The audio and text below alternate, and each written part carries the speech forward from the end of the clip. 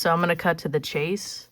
I saw this method when everybody was like fleeing TikTok and they went to RedNote. And I kept seeing like all of these Chinese videos using string to make perspective.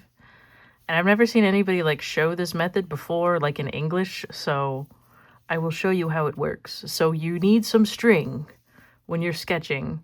So you need string, you need tape, masking tape. Do not use normal tape. And drawing materials like a sketchbook and pencils, pens. Don't get string that is elastic. It has to be like firm and like not stretchy. So get that stuff, and what you want to do is you get a piece of it and you cut it to be double the length of whatever page or drawing you're working at. So cut it to be double the longest side. Okay, so now that you have the string, right, you're going to determine where do you want your focal point to be on the paper. So I think I want it right here. And I want 1 point perspective. So since there's 1 point, we only use one string. So what you do is you tape your drawing board down or sketchbook or whatever, and you also tape this piece of string to the actual sketchbook, and then you can use this string to pull the lines to wherever you need to visualize where the lines need to be in perspective. So that way you never really fuck up perspective because you always have it on the string. You should probably tape down the paper, because if the paper moves, then it can result in shitty stuff. I've tried it a few times and I've messed it up a few times by not doing the taping down the sketchbook. And also sometimes when you're trying to move this string upwards, like if you taped it for a downward angle and you're trying to get all the lines like 360, sometimes it can be hard for that. But, you know, I guess kind of know which direction you're mostly using the string for, so that you don't need to use it for above, really, if you're drawing all the perspective lines below, you know? So I'm going to draw like one of my characters here, and then I'm going to use this string for the background.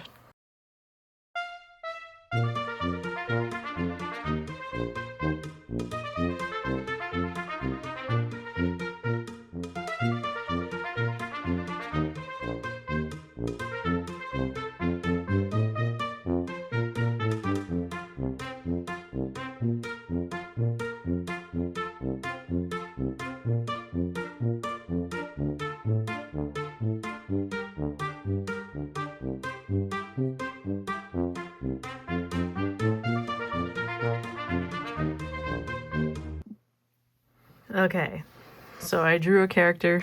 As you saw, I fucked up a few times, so then I switched angles. I'm basing it off of like a statue that I'm seeing a reference for online. But okay, so we got the string, we got the person. Technically, I guess you should probably try to match perspective with the person. So that's what I'm gonna do now, okay? So what we're gonna do is we're gonna grab the string. You know what, now that I think about it, I'm gonna actually make the perspective make sense and not just tape it arbitrarily somewhere. Okay, so I drew the figure and then, like, my character, and then I was like, let me just move the frickin' string, because it's stupid if the perspective is here. So I'm trying to think of, like, what would be a fun perspective, like, where would it should be, I guess? Where should the perspective end on this? The reason I say double the length is because sometimes the perspective goes off the page, so you kind of have to like move it around. Like, do I want it more of like a this angle, one of these, like where this would be kind of like a tall building to me, where it's like he's sitting on a tall building. This, it's like he's sitting on like something over the edge. How about we do that? He's like looking down, maybe even like here or here. Could do that too. I think this one would be kind of more dynamic, maybe. So I'm going to stick it here. Then I just tug on the string. Don't tug it out of the tape register here. And then you just follow the string line Whenever you like need to make a straight line for the perspective. It's Tinder, isn't it? So you just do that. I kind of like this method. It makes it like easy for me because I'm stupid and I can't figure out perspective very easily. It's like, I don't know, a lot of lines get like crisscrossed in my mind palace whenever I'm drawing, and I can get really easily confused when there's too many lines on a page. But with this way, I'm not very confused because I know what's going on. And then once you have like some lines down, you can even use like a T-square, one of these, for straight verticals. So I'm gonna use that for like a window. Maybe I shouldn't do verticals down. Maybe I should do another string. Because a string this way, if I had another string, instead of doing straight verticals, it might be more dynamic. So fuck the T-square. I don't know what I'm talking about. Hold on. Let me get another piece of string. Okay, so here's my second piece of string. And I'm thinking, instead of a straight vertical down, we can do another point of perspective where it's gonna angle up. It's gonna angle up.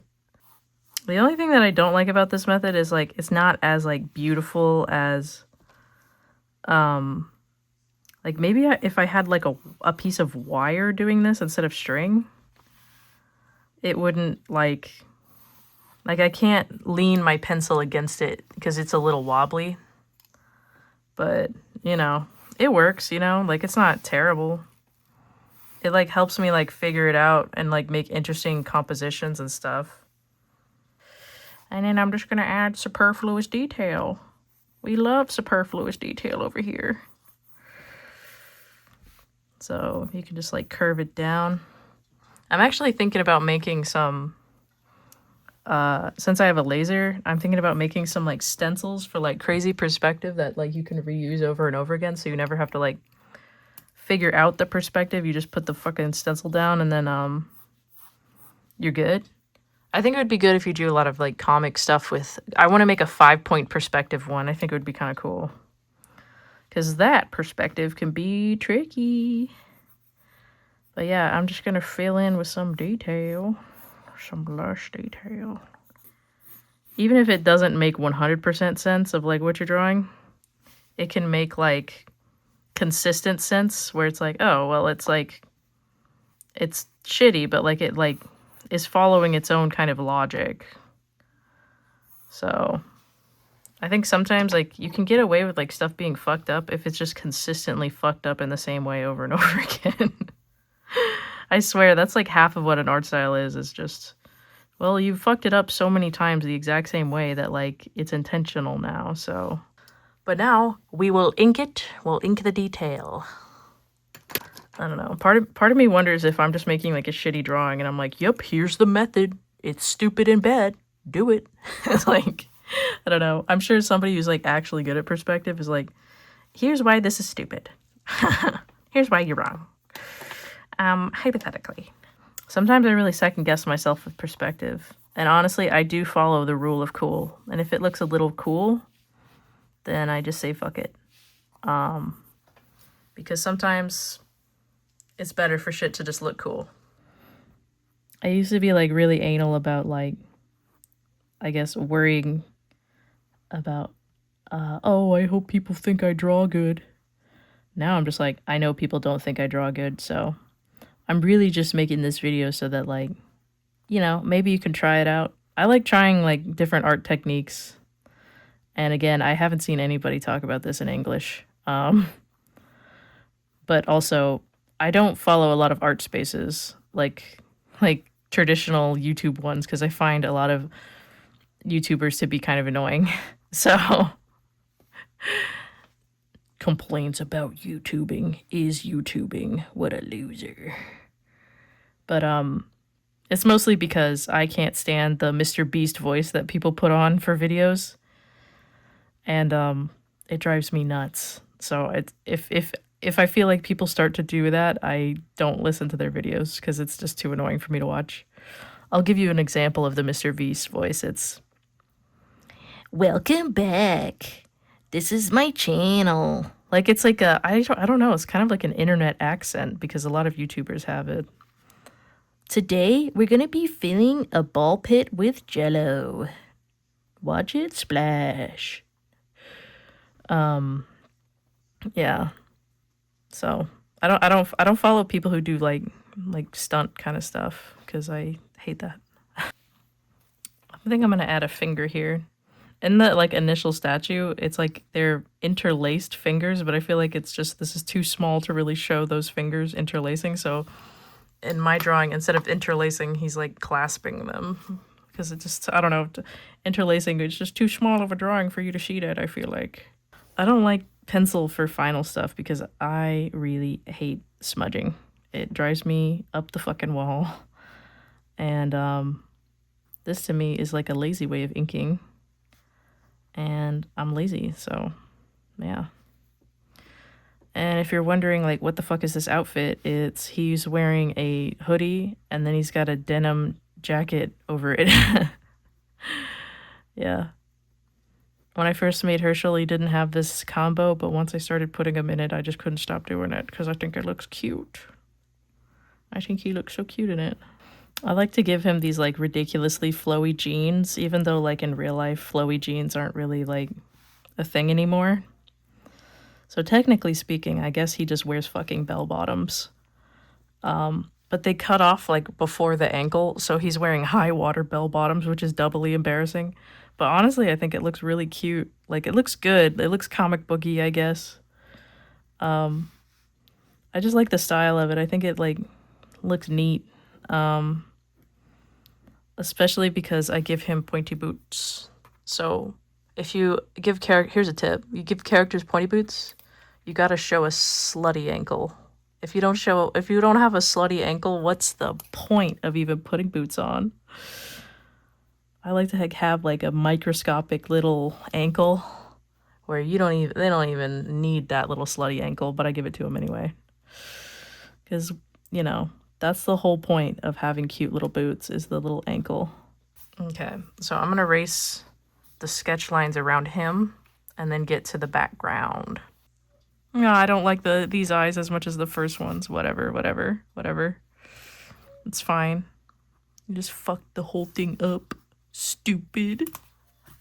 I'm with stupid. It's fine. I didn't need those eyes anyway. Fucking god. So I'm gonna make this part of the building like a different kind of texture than this part. So I want this to be like brown bricks, like this part of the building, and then this part to be kind of like white concrete. Because if you notice a lot of like old buildings, they kind of have like different bricks throughout. So these are the thicker bricks, these are the skinnier bricks. So yeah. So I'm gonna use like wobbly lines to show like, yeah, it's old. It's not new. I also like adding between bricks, I like having like a little gap. Because a lot of bricks, I'm pretty sure like all bricks, when it's on a building, there's mortar between the bricks. So technically it's not like just a straight line there. There's something between them. And especially like the closer you are, the more you see the mortar. So like the farther away, it could just be one line. But the closer, it should be separate. Okay, I'm gonna erase that part because I'm getting confused because, again, remember how I said I'm confused by lines and I'm real dumb? If I don't erase it, then I can't even see what I'm doing because I'm stupid. Alright.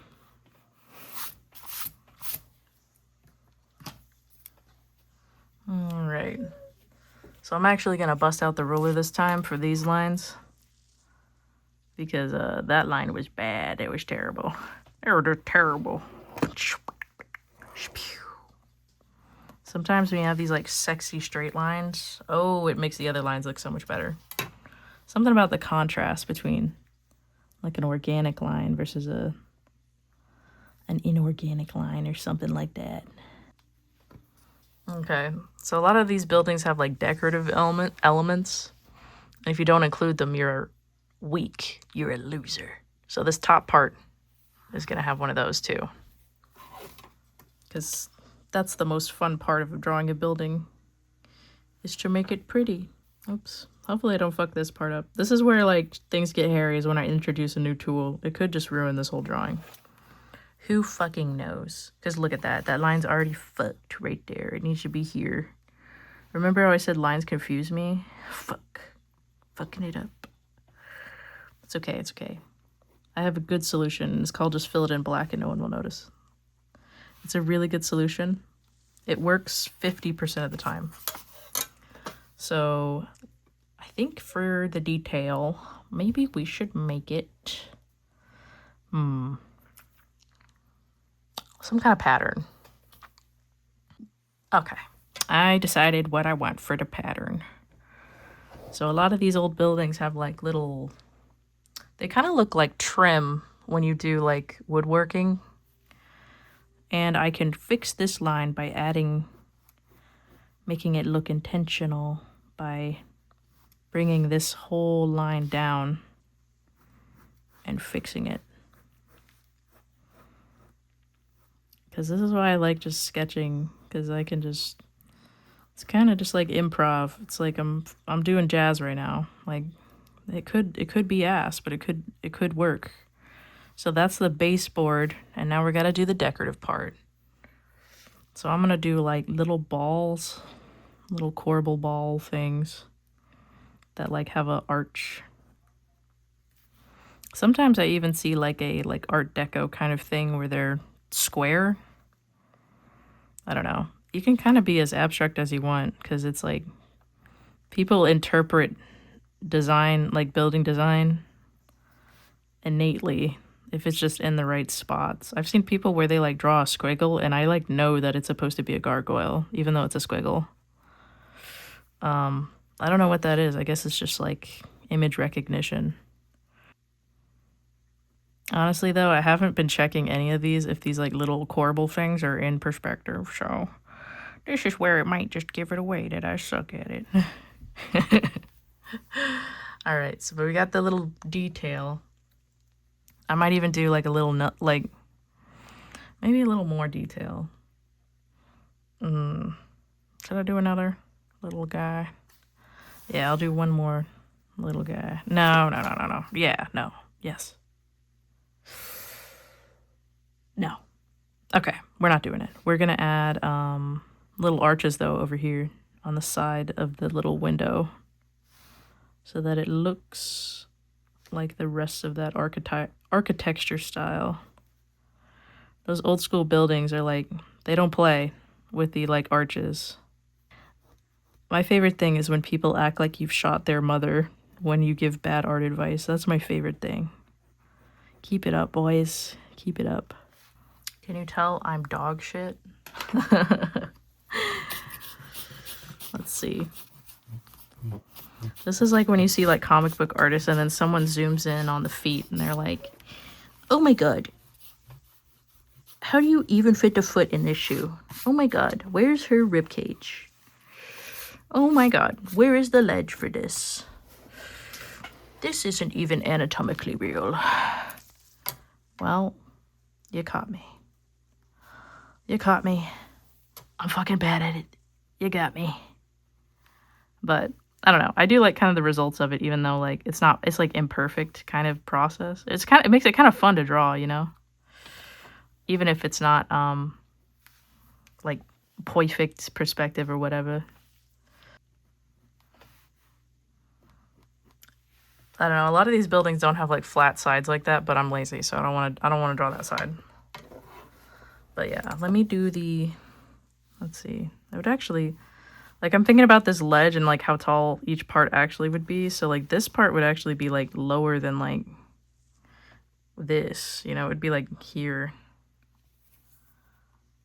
So I'm going to put it here. Okay.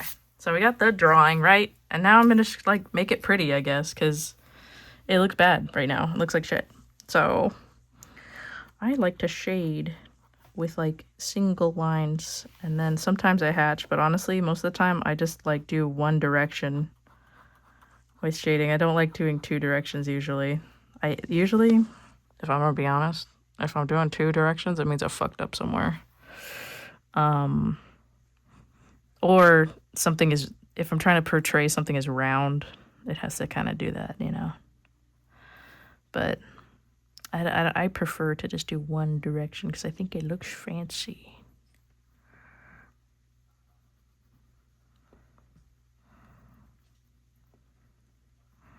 But yeah, this is why I love ballpoint pen. It's kind of like a fusion between like inking and like drawing.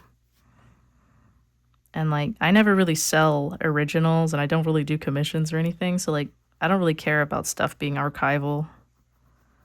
Cuz that doesn't matter to me. I scan everything in anyway, so what do I give a care for, you know? What do I care? I wonder if this is gonna like, have you ever seen those drawing books where it's like, step 1, draw a circle. Step 2, draw the rest of the fucking owl. Like, do you ever see those? I had a lot of those books growing up because, you know, I like to draw. And then for some reason, like those realistic animal books always did that, where it just really didn't show you a step-by-step process of fucking anything. I understand why, because like when you make like drawings, it's kind of like, just do it. Doesn't fucking draw it. So not everybody knows how to do tutorials, and that's me. I don't know how to do them. And also, like, objectively, I'm not very good at perspective. So why are you even watching this? This is more just like just chatting, I guess. I don't do a lot of like talk while you sketch stuff because I am a yapper, and then I'll never fucking actually draw. But I'm doing okay this time. I know a lot of people kind of like the chatty sketch with me videos, so I'm trying, brother. It's just sometimes I'm not really focused, and then the drawing will look bad. I don't know if you guys have intrusive audio clips that are in your mind, but for me, it's so bad. I don't know if it's autism or what. Probably autism, honestly. But it's usually like some stupid, like, obscure cartoon clip, or it's like just something that I would watch with my sister growing up where it's like, I can't even reference this because nobody will know what the fuck I'm talking about. So my apologies if I ever say something completely not understandable whatsoever. But yeah, here's kind of the final result after I've like made it slightly nicer with inking. I tried to fix some of the bottom parts where I like misaligned it. But that's the string thing. If you want to do it, you guys will probably be more successful than I am, but yeah. If you like these sketch with me videos, then let me know. Maybe I'll do more. They just take me a long time because it's a lot of yapping. So usually I draw faster because I'm not, you know, talking about nothing.